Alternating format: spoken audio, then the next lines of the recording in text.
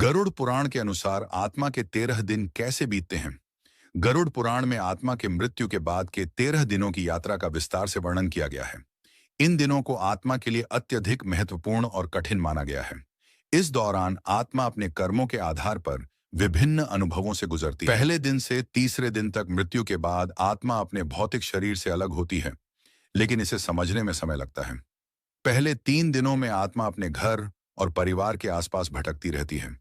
वह अपने प्रियजनों की चीख पुकार सुनती है और उन्हें सांत्वना देना चाहती है, लेकिन कुछ कर नहीं पाती। चौथे दिन से छठे दिन तक इस समय आत्मा को उसकी कर्मों की झलक दिखनी शुरू हो जाती है। इसे अपने अच्छे और बुरे कर्म स्पष्ट रूप से दिखाई देने लगते हैं। यह अनुभव आत्मा के लिए सुखद या पीड़ादायक हो सकता है, जो उसके कर्मों पर निर्भर करता है।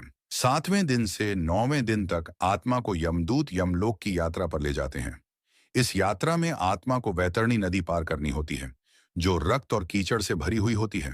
अच्छे कर्मों वाली आत्मा को यह नदी आसानी से पार हो जाती है, जबकि पापी आत्मा को इसमें अत्यधिक कष्ट सहना पड़ता है।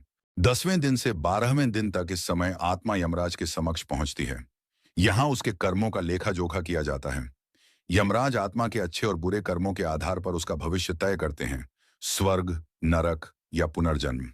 13वें दिन का महत्व। 13वें दिन परिवार द्वारा आत्मा की शांति के लिए श्राद्ध और पिंडदान किया जाता है। गरुड़ पुराण के अनुसार इन कर्म कांडों से आत्मा को मुक्ति मिलती है और वह अपने अगले गंतव्य की ओर बढ़ती है।